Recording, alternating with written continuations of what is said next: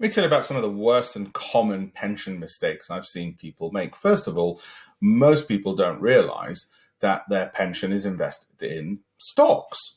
They don't realize that when their employer contributes to their pension, that pension fund money goes to a fund manager, and that fund manager receives fees for managing that capital, which is fine if you're happy with the expertise of fund managers. Sadly, research shows that fund managers tend to underperform the market. Why do they underperform the market? And why people often say follow an index tracker like an S&P 500 tracker. The reason they tend to underperform the market is because these fund managers have so much capital that they have to divide it into sub-funds, such as a UK growth fund or a Japanese income fund. That means they're fishing for stocks in a very narrow gene pool, and the likelihood of picking good companies is diminished because they've got very few to pick from.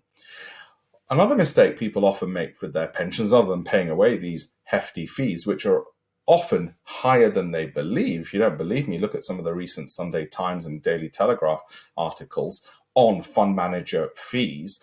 These fees are higher than people often realize. They say, oh, no, it's only 1% or 2%. Actually, once you tally up all the other costs, it can be quite much higher than that. The other thing they don't realize is that they can invest in global stocks directly. So a fund manager may well have bought 50 stocks in his fund, but in actual fact, you could see what's in his fund, and the top 10 holdings tend to be where the bulk of the money is, and have cherry-picked those yourself in any event. So there's no point saying, oh, my fund manager's picked Amazon and Apple, I really wanted those. He may have put 1/50th of his capital into those, so you're underexposed to them, whilst you actually believe you've got the right exposure to them. Did you know you can just pick them yourselves in your pension? Now, of course, if you don't have the time or inclination or don't believe you'll have the confidence and knowledge to pick your own stocks, whether it's a Microsoft, an Apple, an Amazon, a Square, a PayPal, whatever else, then of course it's better not to do it yourself.